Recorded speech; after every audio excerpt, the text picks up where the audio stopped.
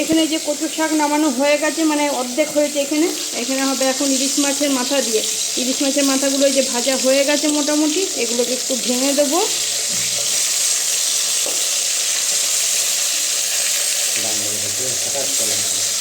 তুমি ভাঙবে, আর একজন পাশে দাঁড়িয়ে রয়েছে, বলছে দাও আমাকে, দাঁড়িয়ে ভেঙে দিই। দিলাম কাঁচা লঙ্কা, রসুন, তেল কিন্তু দিয়ে নাই, যে তেল দিয়েছিলাম সেই তেলটা এখানে রয়েছে। এইবারে দিয়ে দেবো কচু শাকটা, রসুন থেকে একটু হালকা গন্ধ ছাড়বে তখন। ও ইলিশ মাছ তার সাথে রসুন, দারুণ গন্ধ উঠছে। দিয়ে দেবো কচু শাক। কচুর শাক রেডি। নামানোর আগে দিয়ে দিতে হবে কয়েকটা দানা চিনি।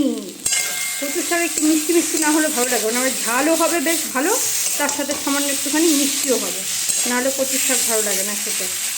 এটা মোটামুটি হয়ে গেছে, আর 1-2 মিনিট নাড়াচাড়া করলেই নামিয়ে ফেলবো। সকালবেলায় কি অবস্থা, একেবারে যা তা অবস্থা। একটু নিজে যে রেডি হবো, ক্যামেরার সামনে আসবো, তাও রেডি হওয়ারও সময় নেই। গুড মর্নিং, কেমন আছো তোমরা সবাই? আশা করি সবাই তোমরা খুব খুব খুব ভালো আছো, সুস্থ আছো। আমিও ভালো আছি। বগল দাবা করে ঝাঁটা নিয়ে ঝাঁট দিচ্ছি। রান্নাবান্না হয়ে গেছে, আর খিদে পেয়েছে প্রচুর। না কী খাবো, তাহলে যে ঘরে একটা কেক ছিল, উল্টো করে দেখাচ্ছি। এই যে ঘরে একটা কেক ছিল, তাহলে কেকটা খাই, ক্যামেরাটা একবার ধরি মুখের সামনে, কারণ সময়ই পাচ্ছি না। মানে এত ব্যস্ত, এত তাড়াতাড়ি থাকে সকালবেলা। তারপর আজকে ভিডিও এডিট করতে গিয়ে প্রথমে একবার ভয়েস দিয়েছি, সেটা ভুলভাল হয়েছে, মানে এদিক ওদিক হয়ে গেছে কম বেশি এডিট করতে গিয়ে। আবার সেটাকে ডিলিট করেছি, আবার ভয়েস দিয়ে তারপরে ভিডিও মানে দিতে দিতে বেশি দেরি হয়ে গেল। এই জন্য চলো কেকটা আগে খেয়ে নিই।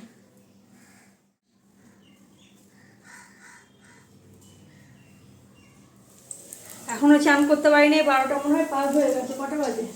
না 12টাই বাজছে। ঘর তো ঝাঁট দিয়ে মোছা হয়ে গেছে।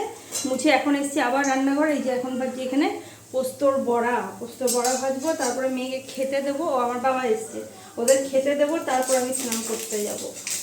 বাবা এসছে আজকে হচ্ছে ডাক্তার দেখাতে, জ্বর হয়েছিল তো, জ্বরের পরে শরীরটা খুব দুর্বল, শরীরটা ঠিক হচ্ছে না, ওই জন্য আজকে এসছে ডাক্তার দেখাতে।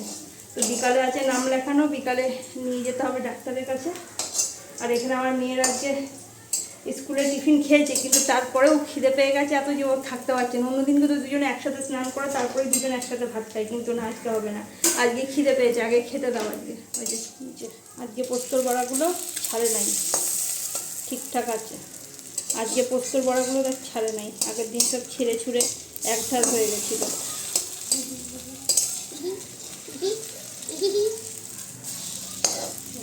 আর বাবা একটার উপর একটা চাপিয়ে ফেলেছি। এখন হচ্ছে রেনকোট ব্যাগে ভরার পালা। ক্লাস থাকলেই জানা কথা, সেই দিনে বৃষ্টি হবেই হবে। ভালো আকাশ, হঠাৎ করে দেখছি বৃষ্টি নেমে গেছে। আবার এই লেস নিয়েছিস কেন ব্যাগে?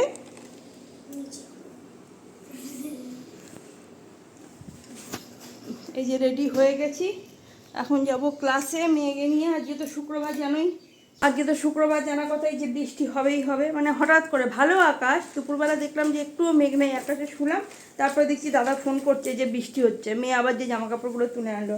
এখন যাব মেয়েকে নিয়ে ক্লাসে, বাবাকে নিয়ে ডাক্তারের কাছে, মেয়েকে নিয়ে বাবাকে নিয়ে, দুজনকে নিয়ে বেরোবো। বাবাকে প্রথমে নামাবো ইয়েতে কী বলে, ডাক্তারের কাছে, যেখানে আর কি ডাক্তার দেখানো হবে সেইখানে নামাবো। তারপরে মেয়েকে নিয়ে যাব হচ্ছে নাচের ক্লাসে, সেইখানে মেয়েকে নামিয়ে দিয়ে তারপর আমি আবার আসবো এখানে ডাক্তারের কাছে।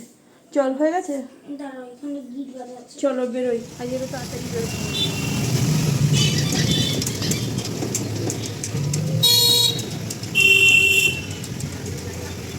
বাজে এখন 6টা 20। এই যে সব কাজ সেরে এই যে বাড়ি ফিরলাম।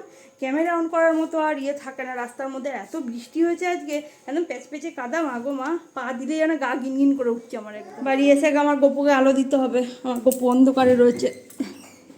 আমি তো এই যে আমার গপুকে আলো দিয়ে দিয়েছি, এবারে দেবো সন্ধে। আগে এসেছি রান্নাঘরে, চা করে দিয়ে দিয়েছি, আর এখন বানাবো হচ্ছে এই যে কী বলে, ভুলে যাচ্ছি এত তাড়াহুড়োর মধ্যে। এই যে লোটে মাছের বড়া হবে এখন, যদিও আমার ঘরের জন্য না, আজকে হচ্ছে দাদা এনে দিয়েছে, তো দাদার বন্ধুদের জন্য। দাদা বললে একটু বানিয়ে দিতে, হয় লোটে মাছের ঝুড়ো আর না হলে লোটে মাছের বড়া। তারা লোটে মাছের বড়াটাই বানিয়ে দিচ্ছি। তার জন্য ওই যে মাছটাকে সকালে সেদ্ধ করে কাটা ফাটা ছাড়িয়ে রেখে দিয়েছি। আর লোটে মাছে দেখবে প্রচণ্ড একটা গন্ধ থাকে, তো যে নাইটিটা পরে আর কি কাজ করেছিলাম, সে বিচ্ছিরি মাছের গন্ধ, সেটাকে দুপুরবেলা স্নান করার সময় সার্ফ দিয়ে ভালো করে ডলে ডলে ধুতে হয়েছে। আর এই যে এখানে একটা মশলা বানাচ্ছি, এর মধ্যে আছে আদা রসুন আর কাঁচা লঙ্কা। মোটামুটি পেস্ট করব না, ওই খানিকটা আর কি পেস্ট হবে, আর খানিকটা একটু দানা দানা থাকবে। মুখে পড়লে খাওয়ার সময় না খুব ভালো লাগে খেতে। তো মিক্সিতে আগে পেস্টটা বানিয়ে নিই। মিক্সিও বের করতে হবে। আমার ইন্ডাকশানটা এখনও ভরা হয়নি, দেখো ইন্ডাকশানটা এখন এইখানেই রয়েছে।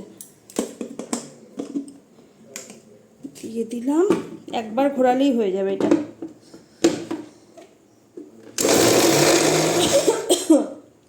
লঙ্কার ঝাঁঝে কাশি হয়, দেখো হয়ে গেছে প্রায়। আর একবার ঘোরাতে হবে, রসুনটা একটু গোটা গোটা রয়েছে। হয়ে গেছে এটা। এই যে একটু দেখো দানা দানা থাকবে, তাহলে বেশ খেতে ভালো লাগে, দারুণ লাগে। এই যে সব কিছু দিয়ে দিয়েছি। এটা হচ্ছে কর্নফ্লাওয়ার, এখানে আছে বেসন, ডিম, এইখানে আছে শুকনো লঙ্কার গুঁড়ো, আর দিলাম আর কি দিয়েছি, আর ধনেপাতা পেঁয়াজ আগে থেকেই কেটে এর মধ্যে রাখা ছিল। এবার এটাকে হাতে মাখতে হবে, নুন দিতে হবে। আচ্ছা নুন দিই নাই, নুনটা দিয়ে হাতে করে মাখবো। এইবারে হচ্ছে আসল কাজ, ভালোবাসা দিয়ে যত্ন দিয়ে এটাকে এবারে মেখে নিতে হবে। করে রেখেছিলাম, মানে কেটে রেডি করে রেখেছিলাম পেঁয়াজ, মাছ, ধনেপাতা।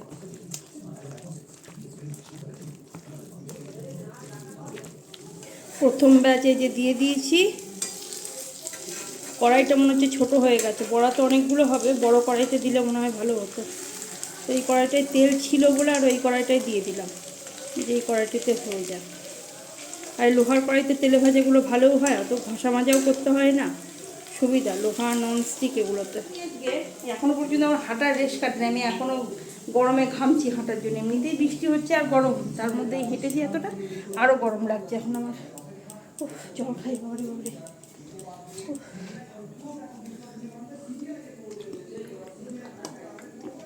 ভাজা এদিকে চলছে এখন, এই যে এতটা আছে, আর এই যে এই কটা ভাজা হয়েছে। আর এইদিকে আমি রাতের সবজিটাও কেটে ফেলেছি। আজকে রাতে বানাবো আলু পটলের তরকারি। এই পটল কেটে নিয়েছি, বীজগুলো দেখো সব ফেলে দিলাম, সব বুড়ো হয়ে গেছে, পটলের বীজগুলো শক্ত।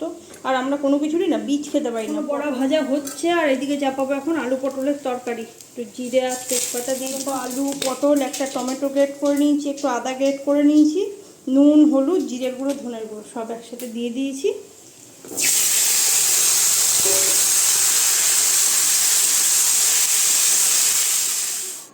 রান্না মোটামুটি হয়ে গেছে, মানে শরীর আর স্বাদ দিচ্ছে না, এবারে বসে পড়েছি। আর এখানে ভাত আলু সেদ্ধ আছে, এইটা হচ্ছে দুপুরের ভাত। এখানে পেঁয়াজ আর কাঁচা লঙ্কা কুচালাম, লঙ্কা একদমই নাই, দুটো না তিনটে লঙ্কা কুচিয়েছি এখানে আলু সেদ্ধ মাখবো বলে। এখানে আছে আলু পটলের তরকারি, একদম তেল মশলা ছাড়া। আর এখানে হচ্ছে মুসুরির ডাল সেদ্ধ, আর এইখানে করেছি একটু ডিম সেদ্ধ। যে ডিম সেদ্ধ হয়ে গেছে, গ্যাসটা অফ করি। এবারে আলুটা মাখতে হবে, আলুটা বের করতে হবে এখান থেকে। শরীর আর দিচ্ছে না স্বাদ, বিকাল থেকে এত হেঁটেছি না, হাত পাগুলো ব্যথা করছে, মানে পাগুলো ব্যথা করছে, আর দাঁড়িয়ে থাকতে পারছি না। তারপরে এসে কন্টিনিউ রান্নাঘরে এসে দাঁড়িয়েই রয়েছি। বড়া বাজতে তো ধরো অনেকটা টাইম লাগে, এমনি রান্নাবান্না চাপিয়ে দিয়ে কী হয়, তুমি যে একটু বসতে পারো, কিন্তু এই তেলে ভাজা করতে গেলে বসলে হবে না, তোমাকে সাইডে ঠায় দাঁড়িয়েই থাকতে হবে। মানে পায়ে প্রচণ্ড ব্যথা করছে, আর দাঁড়িয়ে থাকতে পারছি না। কারণ খাওয়া দাওয়াটা হলে মোটামুটি আজকের মতো সব কিছু মেটে।